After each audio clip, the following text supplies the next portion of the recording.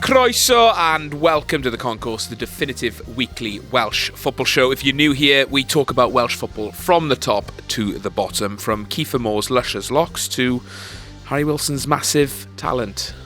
Greg, you did the script. What's that all about? Just, he's got massive talent, isn't he? There's nothing more to say, really. Yeah, and yeah, in case you're listening, we're also over on YouTube, so we'd be grateful if you checked us out on there, if you can bear to look at us. We're not getting enough views. No, we're not, are we? Quite frankly. To be honest. We get enough listeners. Get enough listeners. Yeah, but not enough views on YouTube. Yeah.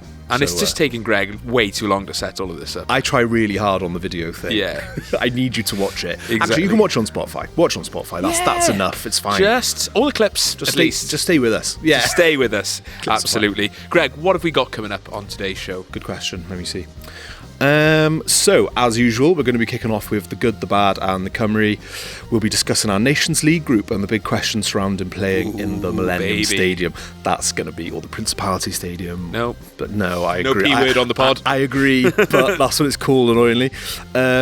We've got a Jordan James mini game and a very, very special. Now that's why I call it. Tops It's off. Special. It's probably the most special we've ever done. Yeah. And we've had some special ones. We really have. We've had Bryn Terfel. Kind of. Yes, sort of. in a way. In a way. We'll give you a clue. He's from Corwen and he shares his name with a former Prime Minister. He does. If you can't figure out from that, then, you're a thicko. Yeah. Stop listening. No point. Social Club members will be getting Concourse After Dark. So that's kind of a new way of doing it. Normally it follows straight on from the end of this episode, but now we're going to be putting it a little bit later in the week, more towards the weekend, and it's going to be more, I don't want to say risque. I'm not going to suggest we're going to be doing anything untoward. Greg might take his top off. I might take my top off. Concourse tops off. Yeah. That's what people actually want. Is it? Yeah, anyway. Concourse After Dark. And it's named, obviously, after Oakwood After Dark, which we have spoken about in the past. We have indeed. Got very fond memories of that, and we're going to be trying to recreate it in this room. Right. Well, like spooky actors going to come and remind me and give me jump scares and stuff. We'll have mini roller coasters and stuff. Yeah. So yeah, that'll be released later on in the week. So shall we actually get into it? Let's get into it. Okay, right.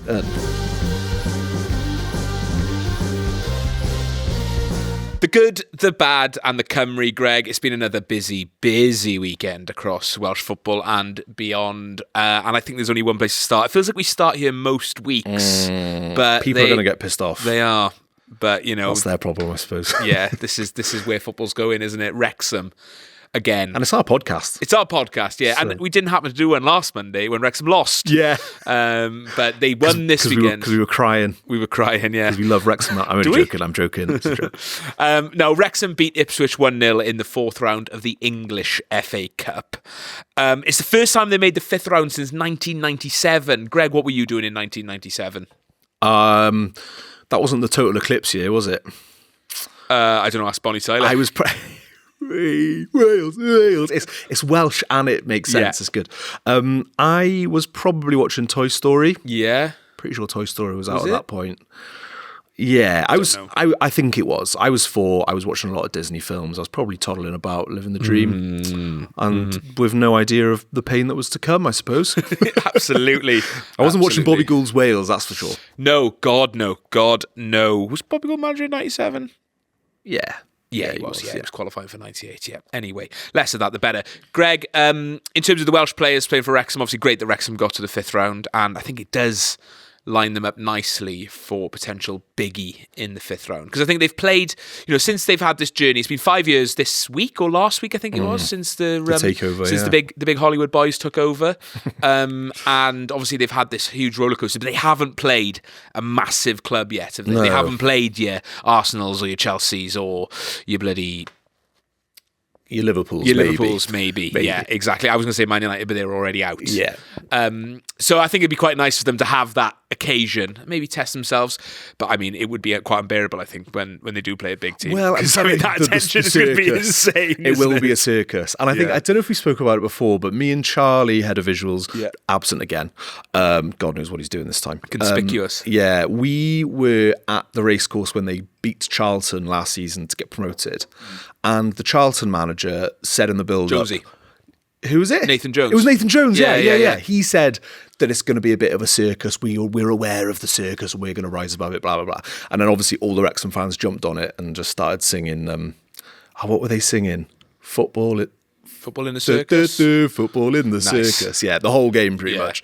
And it is a bit of a circus, but they don't care. It will be good for them to get that big draw. I think they've had decent cup runs in the FA Cup. Yeah, like they played since Forest in League Two. Yeah, they had Forest in the last round, which is like, it's a Premier League side and stuff, but it doesn't have that same gravitas as maybe one of the quote unquote big boys. Yeah, they had when they were lower down, they had Coventry. They beat Coventry. They did. They had a good trip to Blackburn as well, I think, a few years ago. Yeah, and they also they played Sheffield United over in a replay and ended up losing. Sharp threw his toys out of the pram, didn't he? There was actually, it was quite a bit of like bad blood randomly between those two clubs, which kind of Wrexham fans just revelled in it because they were like, we've got under these guys' skin. They're like 2 or 3 divisions above us and we're making them feel uncomfortable. In the end, Wrexham did lose that one. But you're right, they haven't, in that time, since the takeover, they haven't had that glamour tie, for want of a better word. So, God, if they get a Liverpool or a whoever, there'll be a lot of eyes on that, and they'll be hoping for that. I mean, I think when you get to the 5th round as a championship club, I think you just, especially a championship club like Wrexham are that have come up, you just want that big tie now, because it probably isn't doing them any. It isn't doing them any harm being in the competition, but I also don't think it's doing them a positive in the league when they want to be chasing the playoffs. That it's a bit like I think Ipswich heavily rotated. I think Wrexham, looking at their team, wasn't like a full strength team. Kiefer Moore didn't start.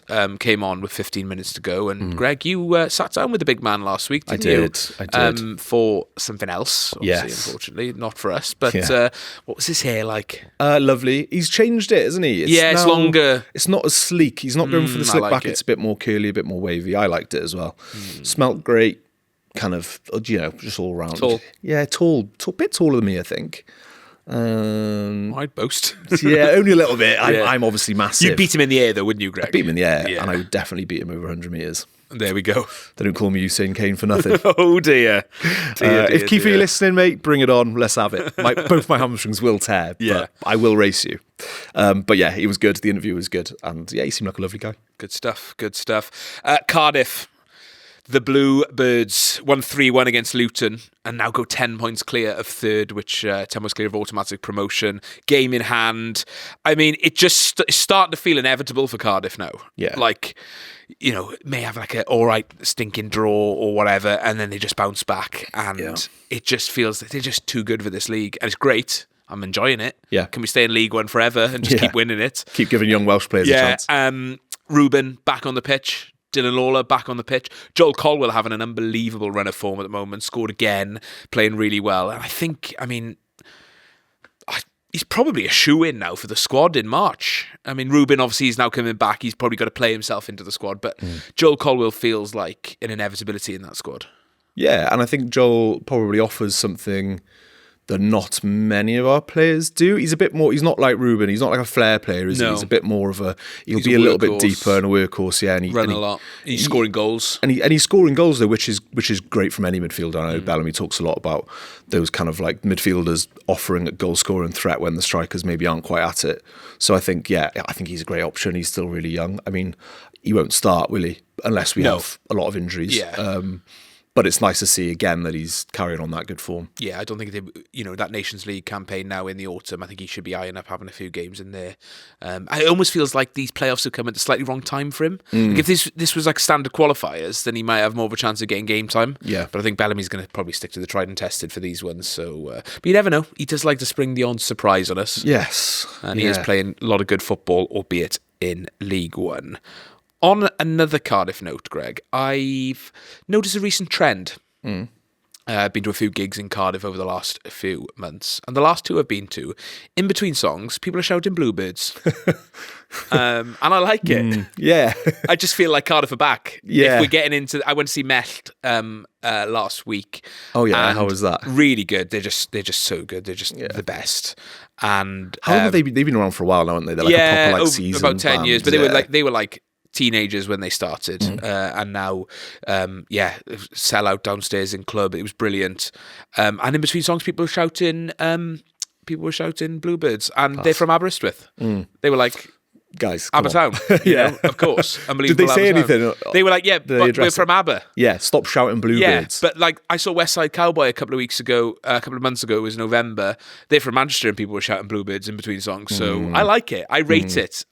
Yeah, I mean, you would. Yeah. I think if there's happens to be some hardcore Swansea fans in the crowd, yeah, there could be trouble. That would be incredible, wouldn't it? If there was inter-club rivalry. I saw a massive brawl between Cardiff and Swansea fans at the Cortinas once. Really? Genuinely, back in the day. Well, it was It was the year Cardiff got promoted the first time round, so that would have been 2013 or 2014. And yeah, a load of Swansea fans turned up in the uni in Cardiff, started singing, and Cardiff fans steamed into them before the gig even started. Oh my God. And I was just stood there like, what's going on? Yeah. I mean, it had to be the Cortinas. I was going to say, the Cortina, if it's going to happen anyway, it's going to be that kind of band, isn't it? Exactly. On the subject, we forget this every week, Greg. Yeah. Wrexham good. Cardiff good. Cardiff good. Both two goods in the good column to kick there. things off. Yeah. On to the bads. Swansea. A 2-0 defeat away at Derby. Former striker Ryan Brewster on the score sheet as well. Poor results, very mid-table. What else is there to be said? No, the only thing is that kind of stands out to me is that Ryan Brewster. Yeah, I've always been amazed. Yeah. I also didn't know he was at Derby. No, I know that I knew this afternoon. He was at Liverpool, wasn't he, as a youngster, and then went on to Swansea. But yeah, unfortunately, who cares? He's a decent player, isn't he? But he's not. Yeah, he's not eligible anyway. So we'll leave that to the professionals. Good, strong name. Well done. Rian. Well done, Rian. On to another bad. Newport lose again, this time to everyone's favourite club, MK Dons, and another former player coming back to haunt the Welsh side this weekend, Aaron Collins. He is Welsh, to be fair, but he scored against his former club. And I've noticed a bit now on Twitter that Fuchs is starting to lose the faith of the Amber Army. Right, yeah, okay, yeah. And it just sort of, as is Cardiff starting to feel inevitable that promotion is going to happen, it's almost starting to feel inevitable that Newport might be looking at the drop. Their fans, I feel like when you're in a relegation battle, you need something to cling on to. And I don't know if they're seeing enough that's making them think they can get out of this. When did he come in and take charge? So I think it was not long before Christmas. So he's apparently, I think David Hughes had 16 games, won 3. Fuchs has had 15 and won 2. So not really having the impact that was needed. Because last time we spoke, you said that the general feeling with the Newport fans that you know was fairly positive still. Because they'd had a couple of wins. Yeah, they were seeing a sort of an improvement in play and things. But he's come out with a few strange lines, hasn't he? Lately? Yeah, saying he's prioritising performance over league places, but I don't think there's even been performances. And also when you're going to get relegated, that's the priority. It doesn't matter. Because you're in League 2. They're 5 points cut adrift now. They do have a game in hand, but I mean, game in hand counts for nothing when you're at the bottom of the league. Yeah. And it just feels like, I just don't know where it's coming from. You know, they signed Cole Jarvis and James Kroll. I spoke about this last time. 2 players that I rate incredibly highly, but they're coming off the back of playing half a season as semi-pro, and then they're just going to get chucked in at League 2 and hope that they can swim and score goals. You know, it's just not realistic, and I feel for them. And I just think, it's starting to feel it could get particularly toxic over the next few weeks, unless they do sort of have a miracle. But 5 points with a game in hand, it's not impossible, is it? No, definitely not. I think when teams get caught in that battle, it can get very negative very fast. And we've spoken about this before with the kind of the sound bites that are coming out of there say a lot, and whatever you like, we only hear what Fuchs says in the news and things like, you know, we get the headlines, but it's easy. It's quickly I can't speak. It can turn very negative very fast if the vibes are off coming out of the camp. Do you know what I mean? Absolutely. And I think that 5 points adrift, even with the game in hand, all it takes is 1 or 2 wins and a bit of positivity to get right back in it. But the thing is, we spoke about this before. Last time they won, I think it was against Chesterfield. Yeah. And instead of building on that positivity, it still felt really negative, and it was like that's the point where you really need to give them a shove, isn't it? Exactly. And try and build on that. So obviously, I really, really hope that they don't go down. Obviously, and they've got to start winning soon. It's crunch time now. It's we're the middle of February at this point. There's not long left. There's not a lot of games to get yourself out of trouble. And they also come thick and fast. So you can, we didn't record a pod last week, and it's all quickly falling apart because you're playing Saturday, Tuesday and stuff, and you can quickly turn it around, but you can also quickly go the other way. Stranger things would have happened, Jeremy. Stranger things it's not have happened. Terminal. I mean, they got out of worse. They've got out of worse in the past. Yeah. Merthyr Town back in business after a pretty ropey start to 2026. They returned to form with a 7-1 victory. 7 brackets. Written word 7. Yep. Over Bedford Town. New recruits Kiban Ray, Jordan Garrick, and Tate Xavier Jones all scoring. I mean, it's good, of course. It's encouraging for the Martyrs, and just what they needed really to sort of get over that little slump they've had. Yeah, definitely. I mean, that's the way to turn it around, isn't it? I mean, Absolutely. We know from experience of following Wales that you can have a few disappointing results, a few maybe underwhelming results. Beat anyone 7-1 and it's like you're on top of the world again. Yeah. So it does the confidence, the world of good. It does the mood around the whole team, the fans, everything. It's kind of like, okay, especially like we've said many times with Ricardo Reis leaving and like wondering maybe where the goals were going to come from, to hit 7 will be a massive, massive confidence boost for them. Yeah, and we spoke on the last pod before they'd done all their business on deadline day. I think it was deadline day we did. I think we had a comment about it saying, about how good their business was on that day in the end, and it was superb. Kiban Ray, Jordan Garrick's come with real pedigree. I don't know much about Tate Xavier Jones, but obviously to get on the score sheet, so I think hugely encouraging, and hopefully they can get back to a bit more consistent run of games. Up the town, indeed. Right, on to the Cymru Premier now then. Another interesting weekend. Can't really do good or bad here because we're back in the league. We can't back individual teams. So yeah. So what's good for TNS was bad for Corwen Bay. Exactly. But what's bad for Corwen Bay is good for TNS. I'll just arbitrarily decide whether they're good or bad, I think. Okay. Based on my own preference. Yeah, okay. Your bias can come out. Yep. TNS beat Corwen Bay 2-0. Bad. I think we all could agree. That's not even arbitrary. It's just, I mean, for Corwen Bay to keep it to 2 after Penabon conceded 6 last week, probably some sort of weird, I don't even know. Mini victory in some way. Yeah. I was at Penabont versus Connah's Quay Nomads. It was a 0-0 draw. Quite entertaining for a 0-0 draw. Very physical game. I was quite pleased with how Penabont performed after what's been a pretty rotten couple of months, especially then after losing 6-0 at TNS to go and play the next best team in the league and then to keep a clean sheet.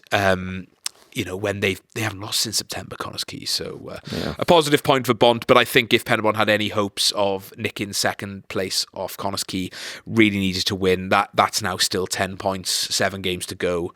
You need a real Connah's Quay crash for Penabon to get that automatic European spot. So bad? Bad for me. I'd say fine for Connah's Quay. They have drawn 3 in a row. I know John Disney wasn't particularly happy after the game, but I'm going to go bad. You're going to go bad. 0-0, innit? 0-0, You yeah. want a goal. You want goals. Although I do have to clip the goals tomorrow. True. So every time I do see a 0-0, that's a good point, actually. So there is a part of me that's like, okay, a little less work to do. Barry beat Carnarvon 2-0. Big surprise. Big surprise. Good from a Penabont perspective, because obviously Penabont need to stay in third place to guarantee a home final and a home playoff semi-final and a home final. Highest ranked team finishes hosts the playoffs. So positive for that. But I didn't see it coming. Carnarvon obviously have been on cup duty recently. Barry have been in and out of form. But to go to Carnarvon or Llandudno in this case and win 2-0, especially with all the heaps of attacking talent Carnarvon have got, is a really good result for the town. Yeah, good for them to bounce back after the kind of the shock result against Rill. Sorry, that just heard the pipes go and someone's using the toilet somewhere. Yeah. Good for them. Good for them, yeah. I hope they're enjoying it. For them to bounce back after that is good, I would say. So, good. Well done, Barry. That's done. Good. Into the bottom half of the Cymru Prem, Llanelli got a point after, it feels like it's been months. It has been months. It's their first point of phase 2 against Cardiff Met. Bad for Cardiff Met, particularly poor result with Haverfordwest beating Bala 3-0. They go into 7th. Met drop out of that European playoff spot. Nice for TNS. I think with the new management structure in there, they finally get in something. So, I think they're all resigned to relegation at this point. Nice for TNS. Did I say TNS? Yeah. I've got TNS on the mind. How can you confuse TNS with Llanelli? Oh, they're very different vibes. Yeah, very different vibes. But Llanelli, fair play to them. It's a good draw. Any point against Met is a good point. So I'll put that in the good pile. Yeah, West is best. West is best. Are you sure? As a Temby boy, Llanelli not like a rival? No. Depends what sport.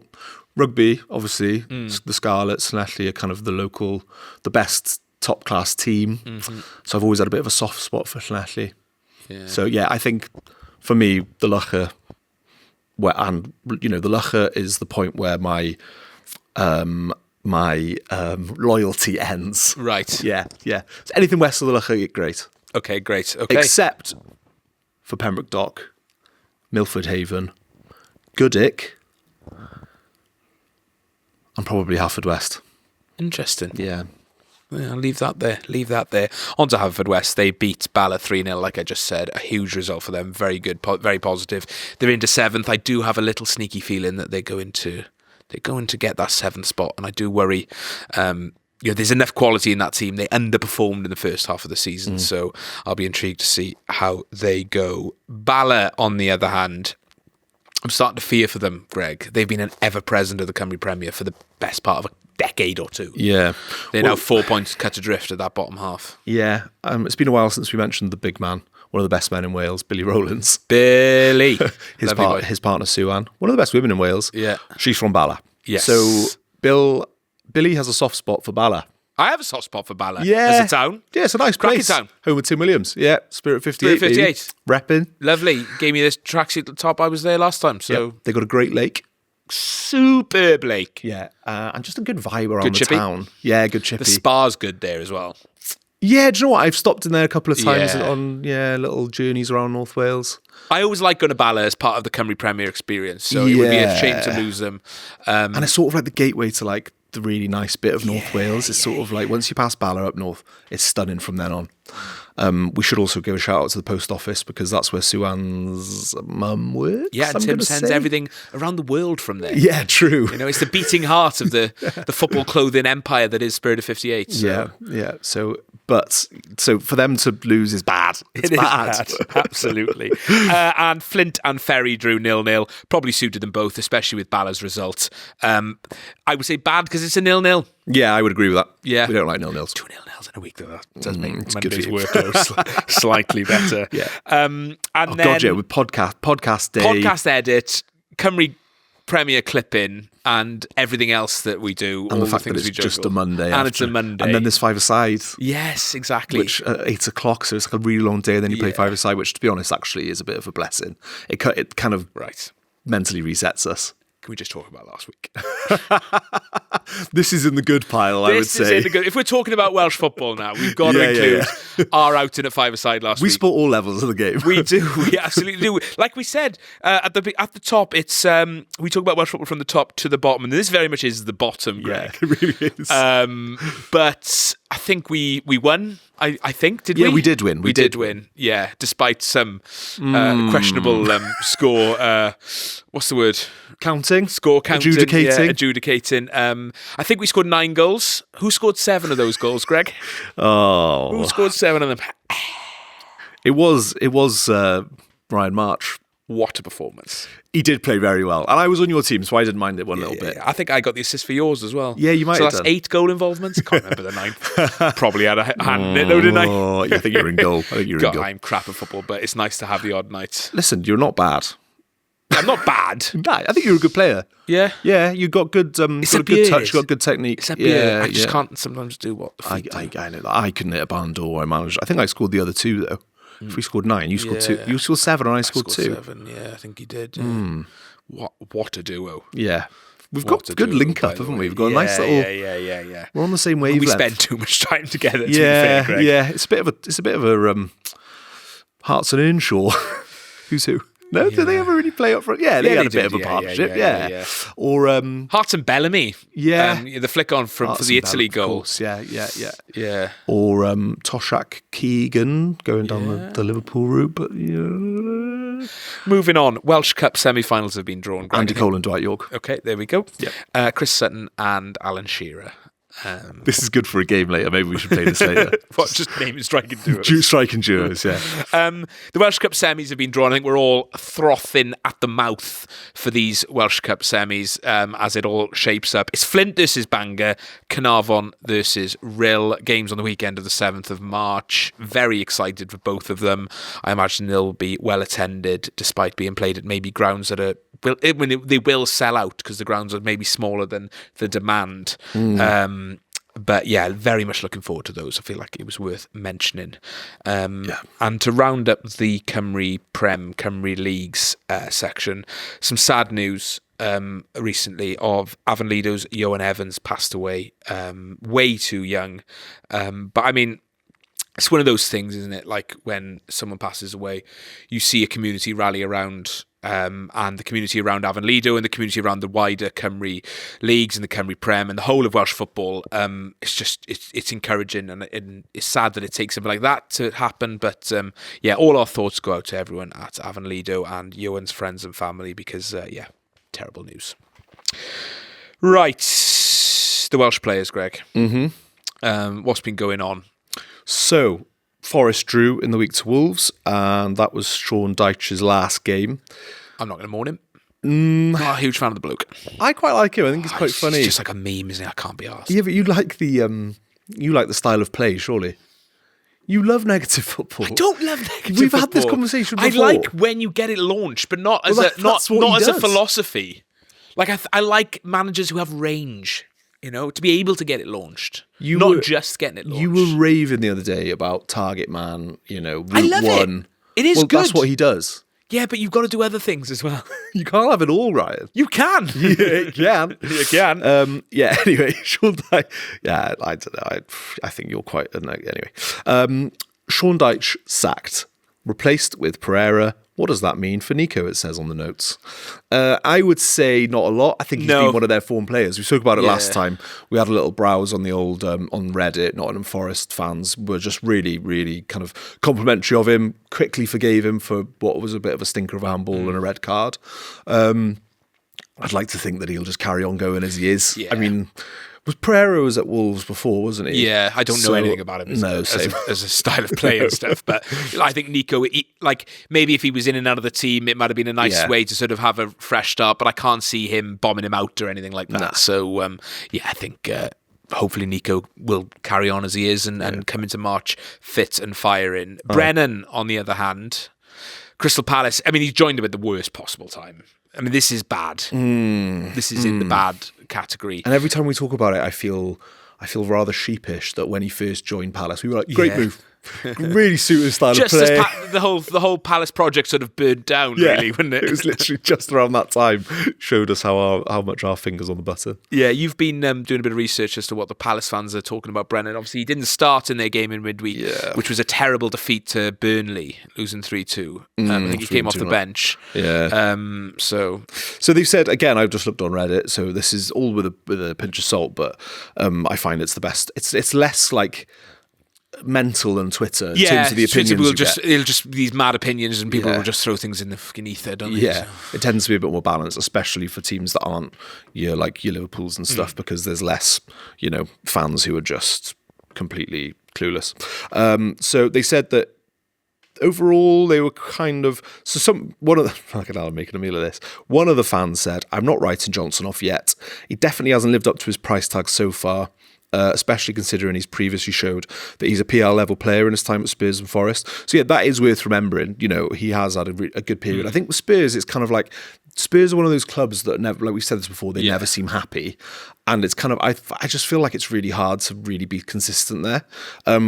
And at Forest, he was very good, especially in the Championship, obviously a different level. So yeah, I think they seem to think there's still time for him to come good for Palace. Another one said, "I just don't think Brennan suits Glasner's style of play, but I do think he'll come good. It'll be interesting to see how Johnson gets on under a new manager, new tactics, new formation, different system." What I'm taking from that is, obviously, I think Palace fans are aware that Glasner isn't going to be hanging around for too long, so maybe a new manager, he'll fit in more. I mean, it also runs the risk of a new manager not fancying him, so that new manager could even be someone like Thomas Frank, who didn't want to use him at Spurs. So that's probably not ideal. But the enigma that is Brennan Johnson continues. There's clearly something there, and it's just. I know. It's just not. not. We're waiting for him to click forever, aren't we? Maybe he's just the player that he is, and that's good enough. Yeah. He's good enough. He's good enough. Leeds went through in the FA Cup, penalty shootout. Darlow didn't feature. None of the Welsh boys took a penalty, so we can't even think about that for March. But Ampadu came on a half-time and by all accounts was our man on the ground, actually. The head of visuals was there, which is why he's not here now. Yeah. And because Leeds couldn't get the job done in 90 minutes, it means he's not here now. Yeah. So cheers, Leeds. He's on the M5 somewhere. He's on the M5 somewhere on the way back from Birmingham. But Ampadu apparently was very good. Joe Rodon came on in the 90th, so would have played extra time. But no Dan James, so I don't know if that's an injury precaution now as he's just come back. I did almost expect him to play in the Cup, but we'll keep an eye on that. And I think that just leaves us with one place to go, Greg. And it's that's Wilson the Wilson Watch. That's Wilson Watch. You say it. That's Wilson Watch. That's word wang. Harry Wilson Watch. Intro done, boys. Fucking lovely. I miss his voice. And me. What a guy. This is his best work, probably, isn't it? This is really Ryan good. Greggles, Wilson Watch. Not really much to watch, mate. Good to see Sorba Thomas. He played quite well. Yeah, cheers. So I think what's happened there is, so last time he did it, we didn't take the piss out of him, did we? God, no, I wouldn't dare. But we just said that there was more of a journalistic touch to it, and it sounded like he'd really tried hard. And I think that he listened to that, thought we were taking the piss out of him, and now has gone completely the other way. Yeah. Now it's just no effort at all. I mean, he did come off the bench on the 86th minute. Yeah, so there wasn't really much to talk about. Yeah. Nice that he had a bit of a break this weekend, I think. Yeah. He can't be all guns blazing all the time, so yes. By the sounds of it, his purple patch has sort of ended, and he's been a bit quieter. He's still been good, yeah, but just maybe not as many goals and assists and headline grabbing. You can't do it every week. No, exactly, exactly. So that's fine. What colour does a purple patch become as it fades away? Lilac? Yeah, I would say. Yeah. I would say lilac. Why not? He's in his lilac patch now. He's coming out of his purple patch. Yeah. What's a really bad patch then? It's got to be a brown patch, isn't it? I think brown's or a yellow patch. Depending. Yellow. Brown is definitely worse than yellow as patches go. Yeah. You don't want a brown patch. No. If you have a brown and a red patch, then you're in deep trouble. 111 at least. Yeah, the very least. At least. I would advise not. Depending on the amount. Oh, and 999. the speed and the pace. 99. If you're having a brown and a red patch, 999, please. 111, I can help you. Oh dear. Right. I think good, the bad, and the Cymru. How would you round up the whole weekend? Was it a good weekend for Welsh football, Greg? Oh, it's really hard to say. I would say it was definitely. Oh, it's Cymru. It was Cymru. Yeah. I would say. I think it was fine, wasn't it? It was pretty even. The Welsh clubs in the league kind of three Welsh clubs won, 2 Welsh clubs didn't. Yeah. Cymru Prem was fine, a couple of 0-0s. None of the Welsh boys scored this weekend, other than Joel Colwill, I think. I've said that now without checking some of the other players, but I'm sure it'll be fine. The big hitters. Yeah. So, fine. We'll just leave it between good and bad. Yeah. Great.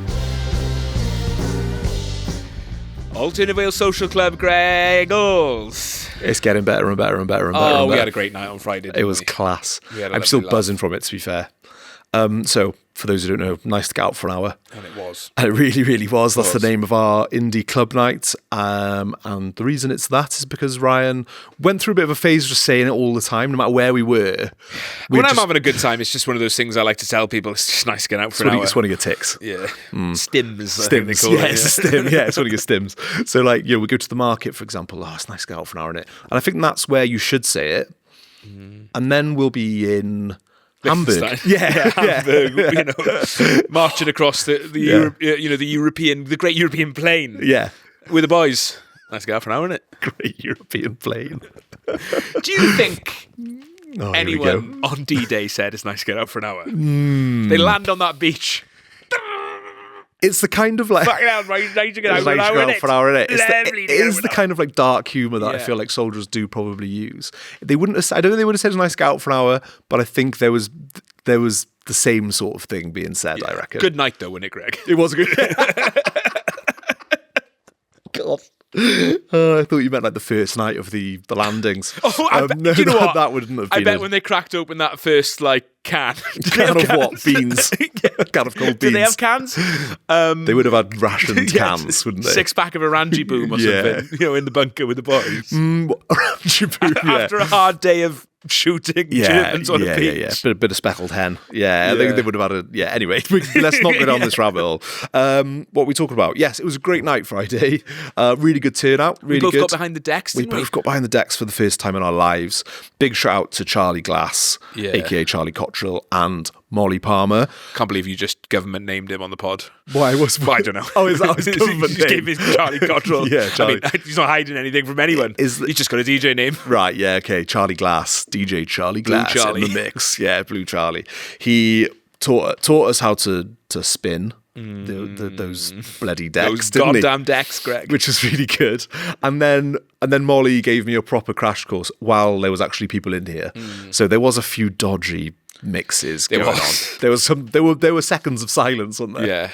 Which was like, there was so much pressure at one point because everyone was watching, because like you all knew that I was like, she was going, right, you put pause on this one, you press play, and then you put the fader up and all that, and I completely bottled it. And there was a good 3 seconds of silence, but apart from that, it all went really well. Exactly, and thanks to everyone who came. It was really good. Social club members who came as well seemed to have a really nice time. Absolutely. And thank you for coming here. And hopefully it was worth the money they're paying. Yeah. What was your favourite song of the night? I would have to say We'll Always Be Together. That was mine, Together in Electric Dreams. I put that on my original playlist and it wasn't used. So I don't know if Molly took inspiration from me or she just was playing it anyway. But probably just playing it anyway. But that was great when Molly put that on and the crowd were all singing. The crowd. The 50 strong crowd. Yeah. It was great. I loved it. What was your favourite? Together in Electric Dreams. Yeah, that was yours as well. Yeah. Colourblind didn't quite hit like we hoped. No, it was a bit too early in the night. Yeah, it probably was too early in the night. I reckon if we had played it at 10:55, that would have been I think it's towards the end you need to play it. After we had to dismantle the decks because we hit the license, we were playing some music through the aux cable, and I put Caravan of Love on, and that seemed to go down quite well. Yeah, that's an absolute tune. That's an absolute tune. Okay, right then. Should add as well, the magazine front cover is out. The magazine for March, issue 19, is available to pre-order, and what a front cover. The big man himself, the man of the moment, the king of Corwen, the boy who would be king. The boy who lived. Not another Harry Potter reference, Harry Wilson The reference. boy who lived. Yes, Harry Wilson reference. He's on the front cover. I'm buzzing about it. Yeah. It looks so good. The piece is fantastic. He gave us loads, and you might hear a little bit of a clip of it soon in this podcast. If you keep on bloody listening. If you keep on bloody listening. But that magazine is available if you for free if you have the £10 tier membership, as well as all the other perks. If you have a £5 membership, you can get it discounted. We'll be sending the codes out this week, and if you aren't, if it's not financially viable for you to become a member of the social club, or you just don't really want to, which is fair enough. We can't force them, can we, Greg? It's weird. Yeah. I would suggest that if you do enjoy the podcast, it's a really good way to support us. Is getting yourself a magazine. We have the annual bundle as well. So that's available to pre-order. alternatewales.com/shop, out March the 13th, and I'm looking forward to sharing it with the world because I think it's going to be our best yet. I say it about everyone, but it keeps getting better. You're only as good as your last mag. Yep. As Gandhi said. No, I think it was Freud? Nelson Mandela. Who said Nelson Mandela, you're only as good as your last magazine. Yeah. Absolutely. Right. Is it time, Greg? It's bloody time for the big quiz. Something banged out there and it put me off. Your ability to be distracted by the smallest of noises is incredible. It's because, it is. You're right. I don't know why. Do you want to try that one again? Yes, please. What's it time for, Greg? It's time for the big question. A question, Maud. What if? How many? Really? Who, what, where, when, how and why? If John Charles was fit, would we have won the 1958 World Cup? Why does the other queue always move faster? Is Bobby Gould the best manager of all time? If Christ died for our sins, why is there a hell? What came first, the chicken or the egg? Why won't she text me back? Why do we trust chairs so completely? What if Joe Jordan didn't exist? What if Aaron Ramsey and Ben Davies weren't suspended? Well, I think there's only one place to go. And that's unfortunately to the Dome of Doom. The Millennium Stadium. Dome of Doom. A big shout out to Tommy Couse there when we did the podcast live in the summer of 2022 in Tiny Rebel. We were overlooking, and that's how he opened. He's like, "Lovely to be here next to the Dome of Doom." It's a great line. It's a good line. Yeah. But I think before we get into the real nuts and bolts of that, Greg, the Nations League draw has happened. Yes. Portugal, Denmark, Norway. Good. I would say 3 countries that I've never personally visited. So from like an aways perspective, excited for all 3. Obviously, Norway and Denmark, not the best financially. That'll be quite expensive, and also not ideal that they couldn't just put them on the same little window. That would have been nice, wouldn't it? Back to back would have been great. Unfortunately, that would have been way too logical for UEFA. Yes. So yeah, I think we're going to go. I'll probably look to do all 3. From a footballing perspective, I think, again, we haven't played Portugal competitively in ages, have we? Semi-final of the Euros is the only time we've ever played them competitively. That's crazy. So we've never drawn them in a qualifying group or anything. Yeah, so. Obviously you went to Portugal for the Gibraltar game. Gibraltar, Summer of Discontent. Yeah. So shout out. That'll be a nice little, trip down memory lane. Yeah, part of me would like them to move the game to the Algarve again, just to go back to Agua Viva, the hotel we had, where it was just us in the hotel, all the boys. It was fantastic. I hit the strip in Albufeira, which wasn't really my scene, but to see Rodri, Nathan Davis, amongst others, was it their scene on a mechanical bull? Was one of the greatest moments of my life. How long did they last? I think I've seen the video of Nathan coming off straight away. It was within like half a second. I can't remember how long Rodri lasted, if he even went on it. But it was also where Rodri introduced me to the greatest song of all time, which is Dignity by Deacon Blue. Your and he tops did it. off anthem. Yeah, he did it in karaoke, and that was a game changer. What does it go like again? A ship called Dignity, and then like he got to the bit where he's like, set it up, and he's strutting around the thing, set it up, and another member of the party who probably shouldn't be named at this point did Come Out You Black and Tans. Obviously strip full of English holiday makers. went down like a shit sandwich. Brilliantly. Yeah. I did Anarchy in the UK that night. Good. So yeah, I wouldn't mind going back to the Algarve, but Lisbon I genuinely think is my favourite. It's between that and Tallinn for my favourite European city. Probably throw Hamburg in the mix these days as well. But Lisbon, yeah, unbelievable food. I'm excited. Good weather. Early September. Oh well, no, late September now with the new break.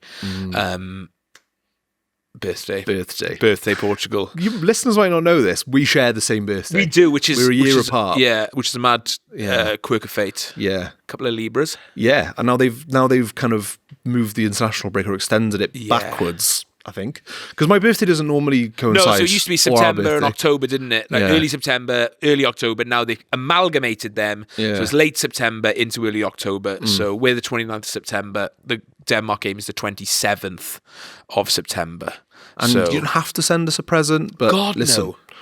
We wouldn't say no. Oh, a couple of pastel donatas in Lisbon. Yeah, that would be quite nice. We might even do a little alternative Wales birthday party in Portugal. That would be quite fun. Now then. But I've also been eyeing up the 2-day train between Lisbon to Copenhagen. I don't know if it's physically possible, but that would be a laugh. Would it? 2-day train. I mean, thing is, right?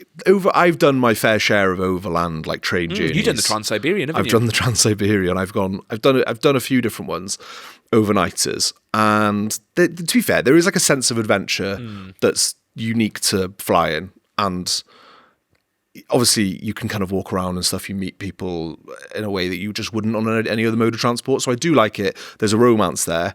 However, going from Lisbon to where is it to Copenhagen. That would just be horrible. It's a lot to of do it in French time. scenery. Yeah, a lot of French scenery, and you're in a rush. Yeah. And I feel like once you get kind of through Spain up You into miss France, one connection there and you're doomed. Exactly, and it's going to be a lot of it's going to be flat. Yeah, a great European plane. Exactly. Famous for being flat. Yeah. So yeah, I'm not going to be doing that. I'm going to be flying. Yeah. Well, I'm very excited. Norway, I've not been to. One of the dwindling number of European countries I've not visited, so it'd be nice to tick that off. Yeah. But yeah, from a football thing, I think like Denmark probably the weakest team in pot 2 by far. Obviously, Norway are very much up and coming, had an unbelievable World Cup qualifying. Obviously got big names, Haaland, Odegaard, and amongst others. Well, they absolutely spanked Italy, didn't they? Yeah. So I think, Obviously, Portugal.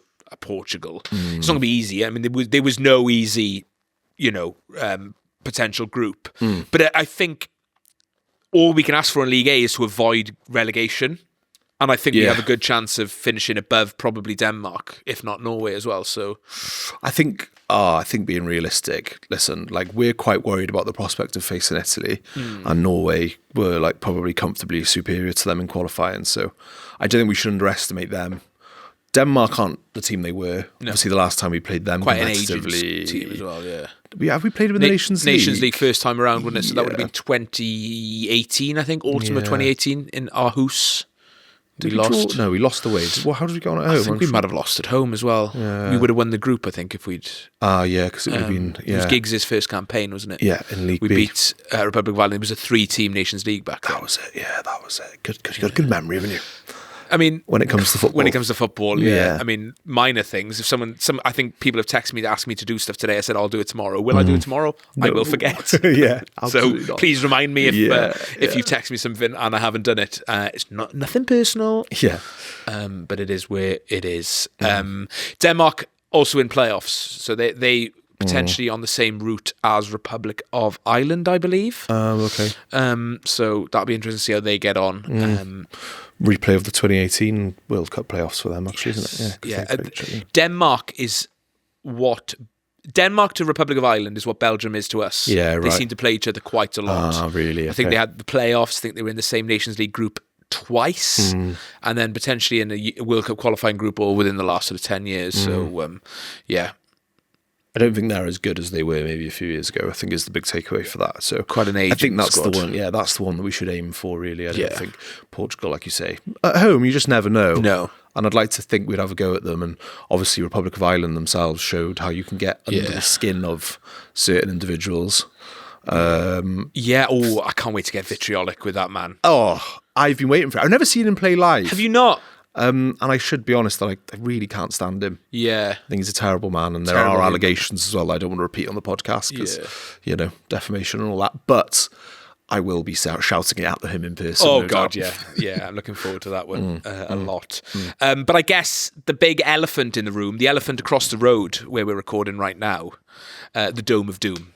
So a lot of big concrete elephant with big white pointy bits. Trunks.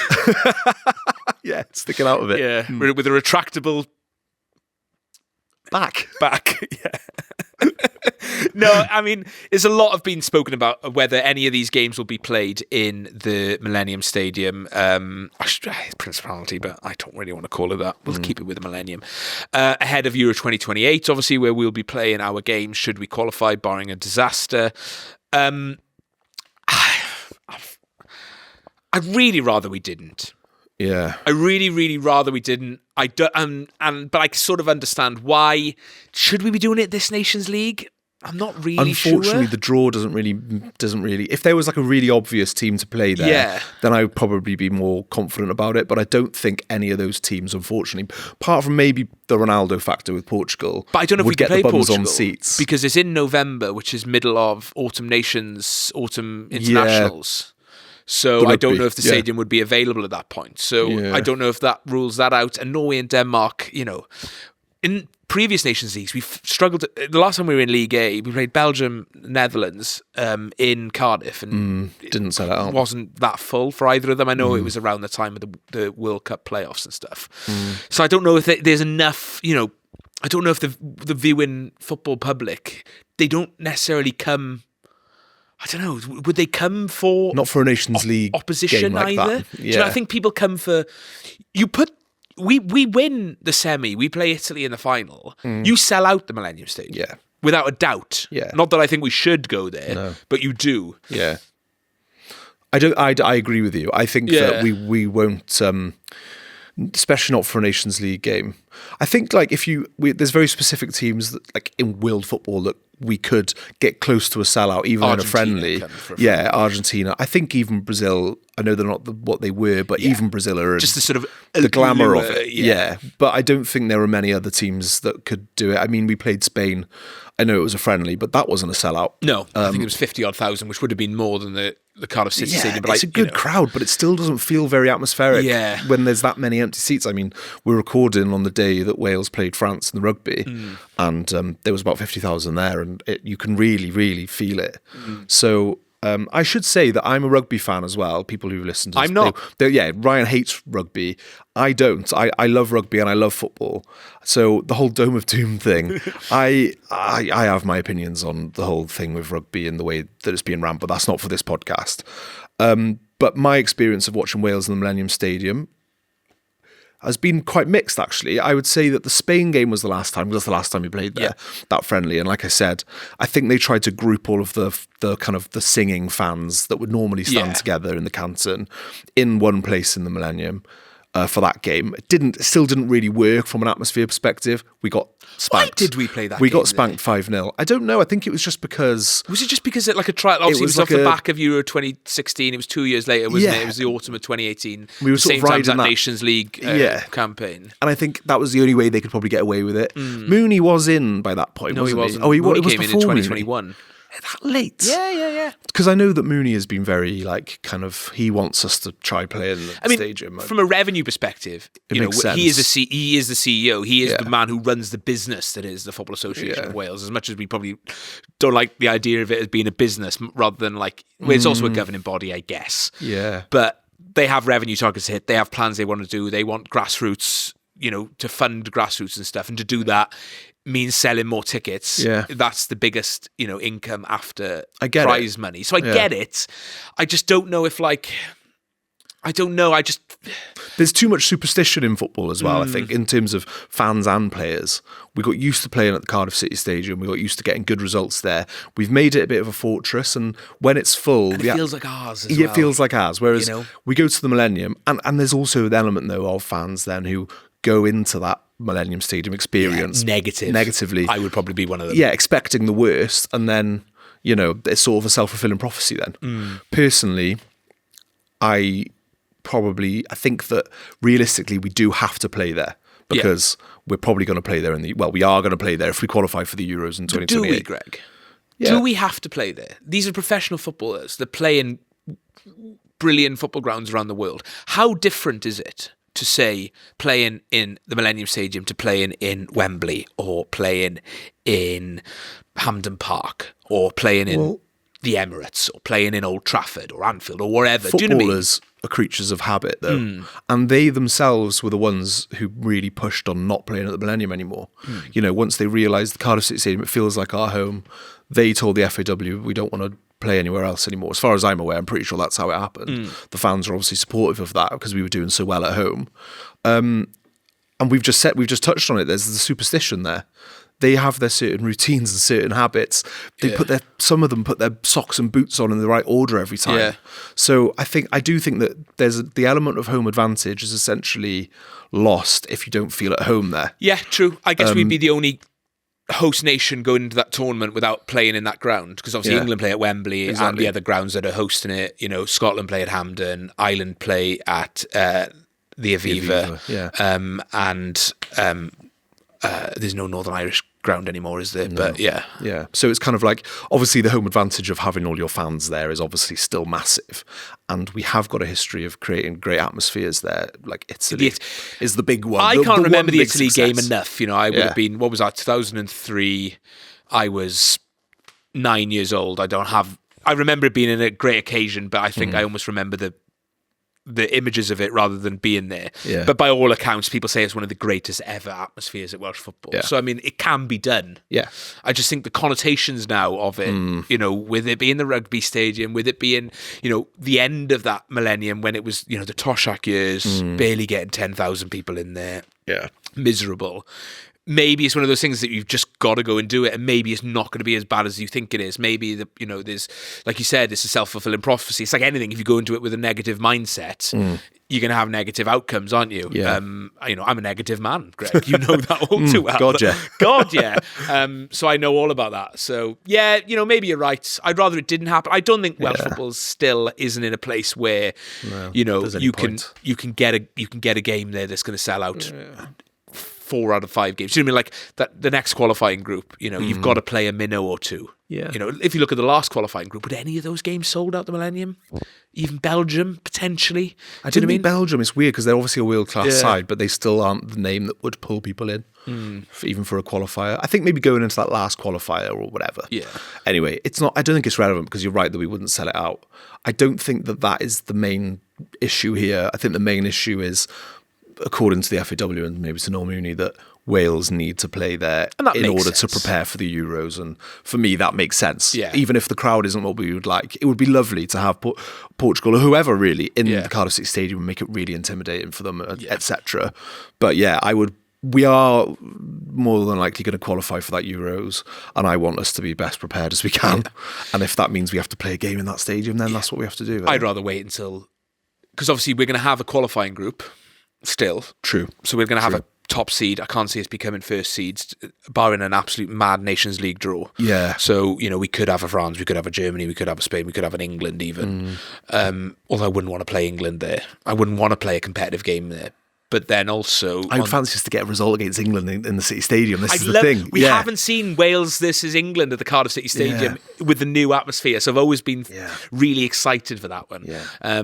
But then, you know, so I think it should be pre-tournament friendlies. Get an Argentina, get a Brazil, even get another big nation that we haven't played from, you know, from the rest, you know, from Europe that maybe we haven't played in qualifying. That's when it should happen, in the immediate build-up. You know, the squad now, this autumn, this is the squad summer 2028.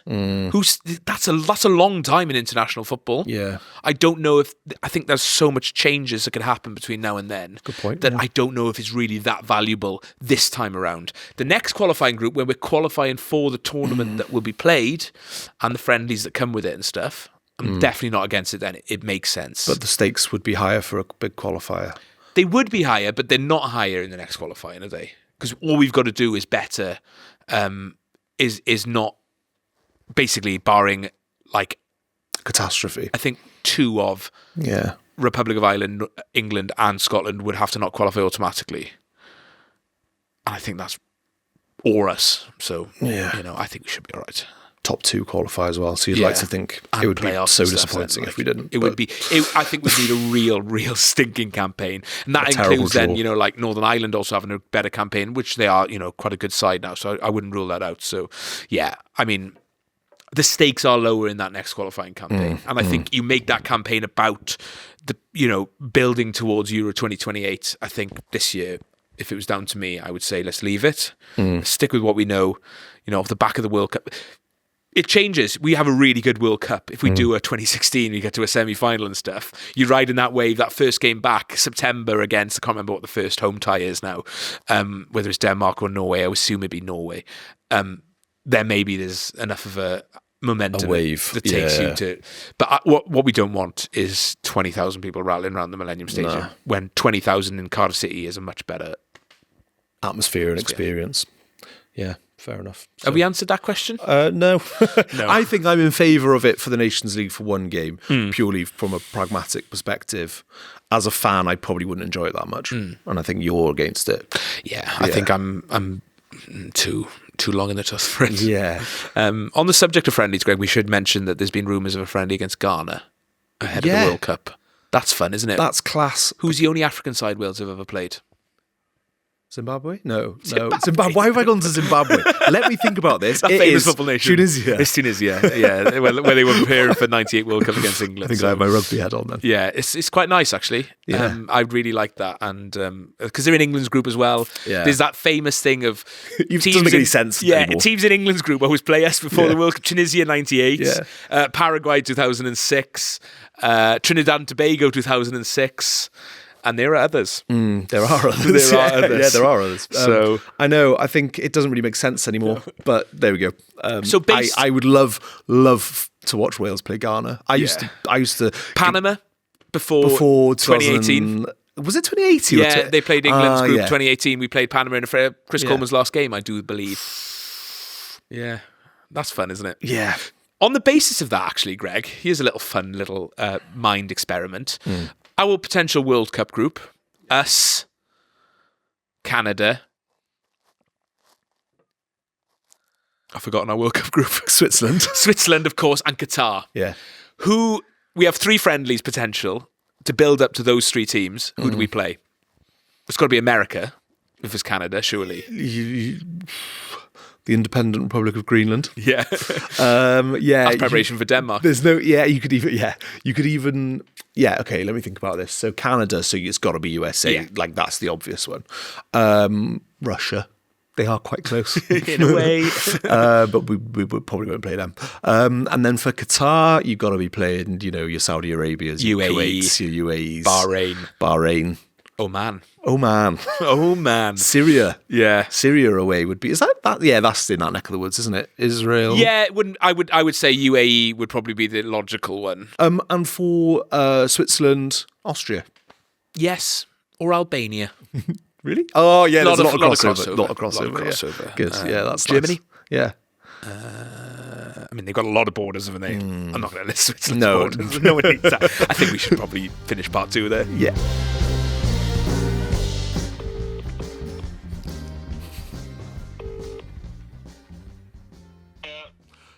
Hello, Charlie. This is Chris Tarrant from Who Wants to Be a Millionaire? The answer's C. The answer's C. No. You fucked you.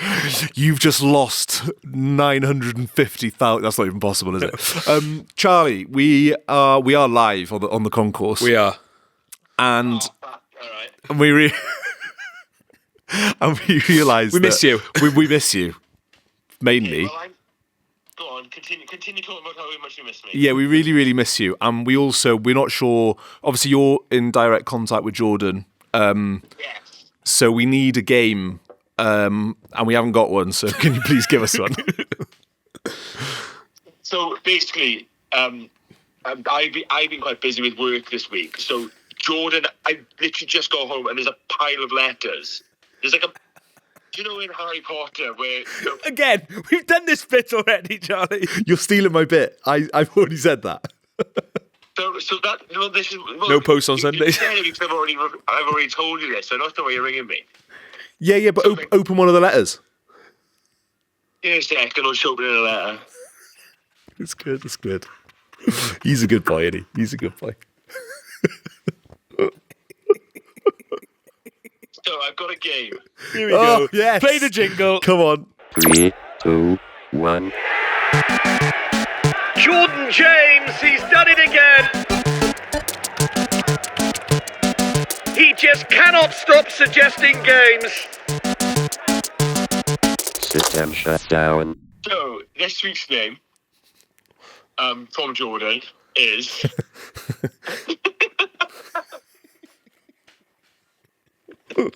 honestly, you need to cut this. How the fuck am I supposed to come up with a game? I thought he had one then. I've been fucking 4 12-hour days on the phone. Come on, Charlie. Look, I'm literally cutting chicken up. And He's cutting chicken. You're ringing me asking me for a fucking game. Can you please just think of anything or just adjudicate for us? Oh, okay. I think I actually do have a game. Go on. So, from Jordan. That's from Jordan. So, in the current Welsh squad, we're gonna rip off Darts 501.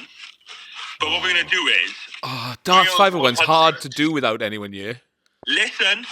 Wales 100, and you're going to adjudicate one another, and you're going to have to build a squad, and the closest to 100 wins. Caps. And you've got a maximum of 6 players that you can use for the game. Okay, so you've got to get to 100 caps exactly. And it's a six-side team. 6-a-side team with 100 caps combined. 100 caps. God, he's good, Jordan, isn't he? Yeah, that's really good. Jordan's really good, to be fair. Yeah. Too bad Jordan's not cutting his chicken for me. What are you making? I'm making a chicken pasta because I haven't eaten a home-cooked meal since Wednesday, and all I've done is eat pepes and sandwiches. I took 4 sandwich packets out of my car earlier. Well done, mate. He regrets asking. Right. He does. He just started yapping then. Right, Charlie, thank you for being the hardest working. You can go what he wants. This is the real Ryan, everyone listening, right? As soon as Ryan hears what he wants, right, his now diagnosed ADHD is his fucking enabler. He's a prick. I love you. Okay. It's nice to hear from you, mate. Thank you. I hope to see you next week on the pod. I can't believe that letter was the first one I opened. It's impressive. It's a great one from the big man. All right. Keep on being the hardest working man in Pontypridd, RCT, Wales and the world. Thanks, mate. Well, what did he say? We just doxed him. Right, we'll let you know how we got on. Thanks, mate. Bye. God, fair play. Fair play. Jordan James. And Charlie Phillips producing remotely there. Pulled it out. We should get on with this because we haven't got much time. Right. 6 players. Greg, I think we're going to just have to rattle them off the top of your head. Do we go bust? You can't. I reckon you can't go over. All right. But you can go under, and the closest gets it. Oh my God, this is going to be solid. So you give me 6 players, and I will tell you. Do you want to get a little calculator going there? Yeah. I'll search the players. Obviously, this is what happens when Charlie's in here. We're going to have to do the heavy lifting ourselves. We're going to have to do it manually. Really annoying. That is what it is. He isn't the hardest working man in Ponty for nothing. Right. Give me your first player, please. And we have to choose like a goalie, don't we? We can't just pick any 6. Yeah. 6 aside. So we do do a goalie. A goalie, 2 defenders, 2 midfielders, and a striker. I think that's the best way we should do it. Okay. Yeah. So in goal, I'm going to go with Wayne Nadrick. Yeah. I'm going to go Carl Darlow in goal. He's not got many caps, I don't think. Solid. I mean, this is where I'm going to be at a disadvantage here because you're going to steal some good players. So Carl Darlow has officially 12 caps for Wales. Good. That's a good start. Good start. Get 12 on the board there. Well done. And I'm going to go in so 2 defenders, 2 midfielders and a striker, isn't it? So defenders.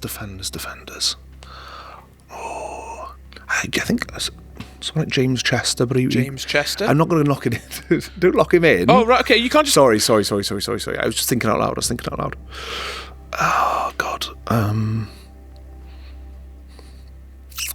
Someone of... I'm going to go Rob Page. Rob Page. Everyone's favourite. Bald man from the Valleys. Soon to be Charlie Phillips when he goes bald. He's actually not bald at all. He's got good head of hair. Yeah, yes. 41 caps. That's more than I thought. Okay. Interesting. Puts himself in a weird position there. Yeah, I'm on 53 already now. I'm 2 almost down. halfway there. 4 players to go. I need another defender. Oh, I need someone who's just got like one cap. I'm going to go with Dylan Lawler. So I had in my mind for you there, Greg. Dylan Lawler, I believe, has got... Probably got 2 caps. 3. Good, that's good. I'm on 56. 3 players to go. 3 players to go. I'm into midfield now. I'm going to go for Emyr Hughes. Emyr Hughes, Llanelli's favourite son. Yeah. Big shout Played out to against him again. God, he was way better than me. Yeah, I bet he was. 11. Good. Solid. This is good. Solid. 67 with 2 to go. Now I need to think about getting it myself into the 90s. 33 to go. If I can get this bang on 100, is it tops off? Could be. Until I do it then. Yeah, true. It's double top. Then we're both tops off. Yeah. That's Concourse After Dark. 33 caps. I got a midfielder and a striker to go. Played Emyr Hughes. There's got to be another fairly recent one that I can keep quite low.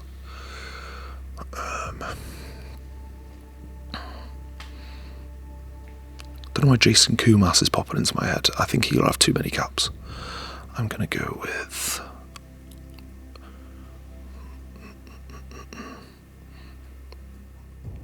Ruben Colwell. Ruben Colwell. Interesting. I reckon. I actually don't know what his caps are. I think he's got like 10 or something. Bang on. Yeah. 10. There we go. 1 goal. Who was that against? Probably Gibraltar. Czech Republic in a friendly. Did he? Yeah. Oh, fair play. 77. So now I need 23. A 23 cap striker. 23 cap striker. This is huge. Because I think like someone like Simon Church, right? I started typing his name then because I wanted to see. I'm not going to lock him in, but I think he might, and I don't want to go bust here. This is the thing, and I think Simon Church may have had like. Would he have had that many? Oh, this is really horrible. I've got 23. Because I could go really safe and go for someone like. Oh, do you know what? I don't even know who's a safe bet here. Like a Nathan Broadhead or something. I'm going to go Nathan Broadhead. Nathan Broadhead. Right, before I put Broadhead in, because I've got Church up now, okay. I can tell you, Simon Church had 38 Wales caps. Good. So you were right not to go for And now him. I'm worried about Broadhead, because I think he's got more than I thought. Broadhead. He's been playing since the last World Cup The campaign. banger boy. What has he got? 17. Oh, That's wow. a good, solid score, that is, Greg. I'm over the moon with that. 94. There's one man I searched just now, which I won't use in mine. Okay, go on. That would have got you the closest. I can't be asked to literally look at who had 23. But Steve Morrison had 20. Ah, yeah. So That that would would have have been a got good you one. slightly closer. But that's a great effort, Greg. Come on, That's a great effort. Really happy with Right, that. I'll do Thanks. my calculator, you do the searching. Thanks, mate. It means a lot. That's a good effort. 94 is the score to beat. I can't go over 100. Now, I've got a tactic, Greg. I was going to say, can I go in any order? But I think because you went in order, I've got to stick to the same order. Yeah. Yeah, I think for the integrity of the game. Right. In goal, Owain von Williams. Owain. I believe 1 cap. Yeah. I think it's not going to be many. 1 cap. 1. At the back, Andy Legg.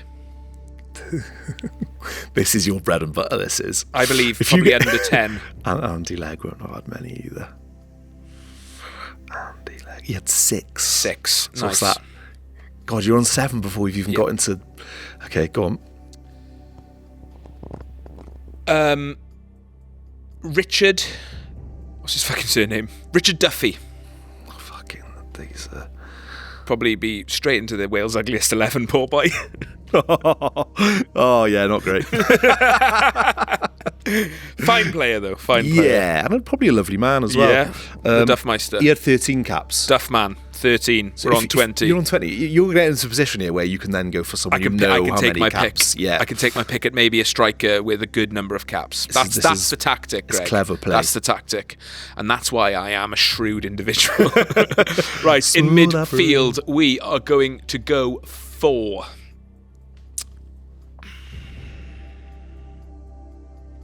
midfielder with fairly low caps.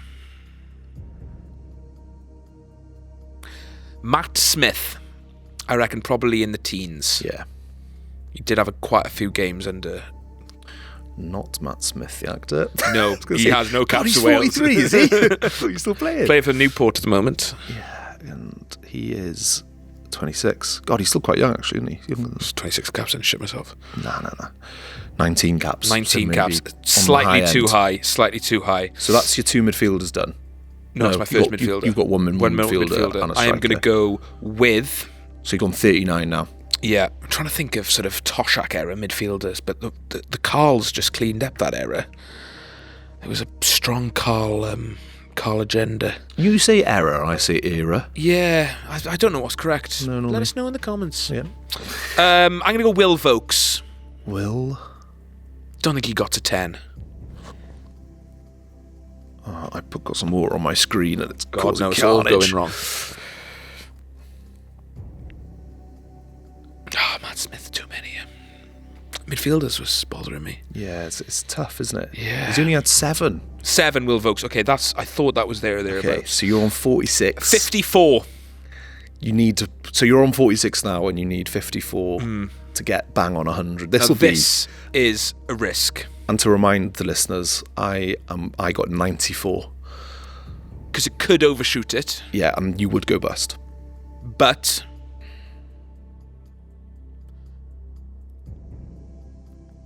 Hal Robson-Kanu.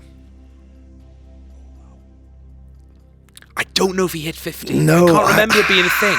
But he must have 50. Okay, so you need 54 to get the century. Oh, shit. Any more than that and you bust. The Tomb Brick Man himself.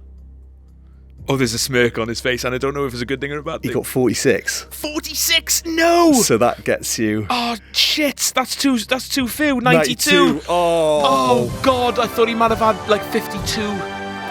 Right, I just need to do a quick check on Sam Vokes. I think Sam Vokes might have bust me. Because that is devastating.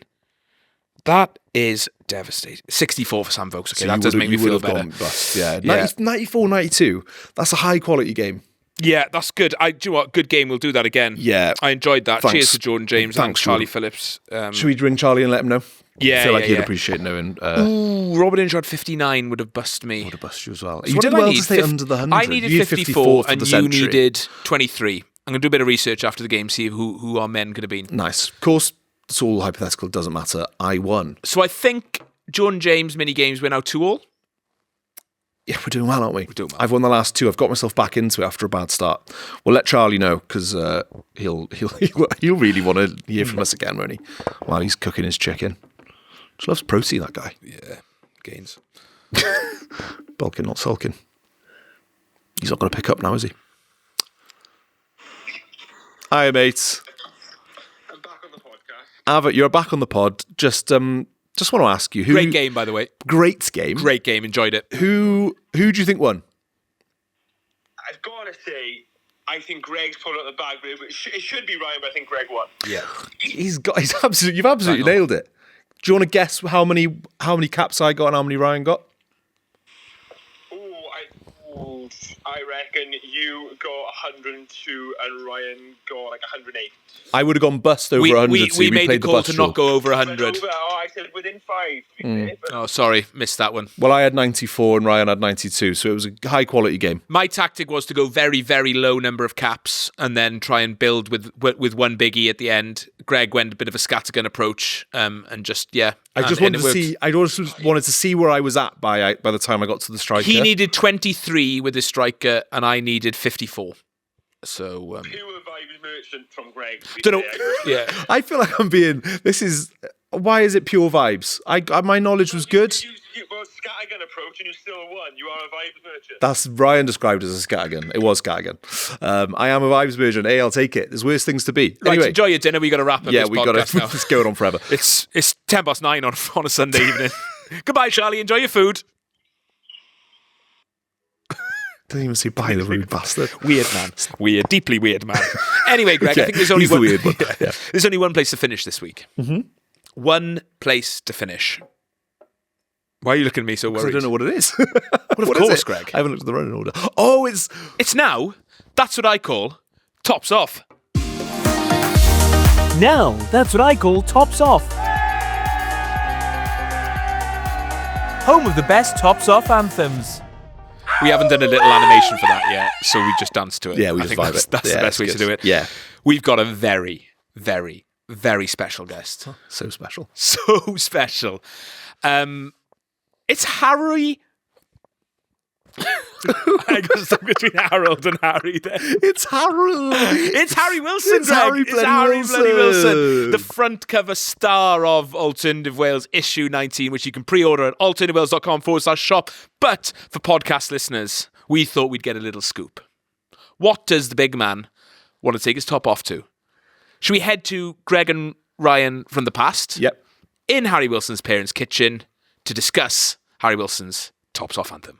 This is not a football-related question, but on our podcast, we basically have a thing where we choose, it's called, now that's what I call Tops Off. Because Wales fans love taking their tops off. As you will well know, in Belgium especially. Yeah. So, it can just be a big song that you love that makes you not feel like you want to take your top off necessarily. Yeah. What's the Tops Off anthem in the changing room? Yeah. Oh, that's a tough question on the spot, that. Yeah. We've got quite a few good DJs, actually. There's a few boys that are always trying to get on the speaker. Di the kit man, when we go in there, when we get there, he's obviously there setting the kit out. He's always got his kind of heavy metal stuff on, so the boys are quite quick to turn that off. Yeah.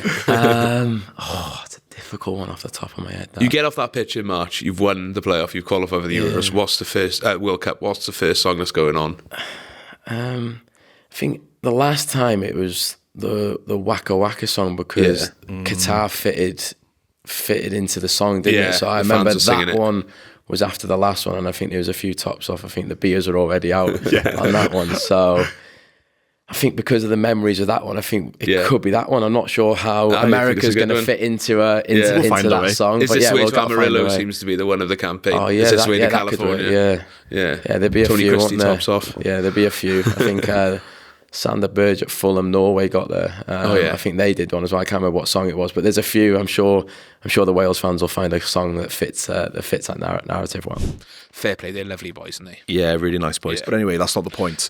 Tops Off. He went for Waka Waka. Fair enough. Good memes. He's obviously gone for the memory lane job, and I loved that at the time. It was class. Do you know what my big memory of that song was? When we were in the Netherlands away in Rotterdam, just after we'd qualified, and the whole away end. It was a good. I was so tired that day. 3,000. We'd been on the go for about 3 weeks. Yeah, it was. We were getting. I was exhausted. I was getting football fatigue. Yeah, but that away end was one of the best I've ever been in, because everyone was so happy on such a high.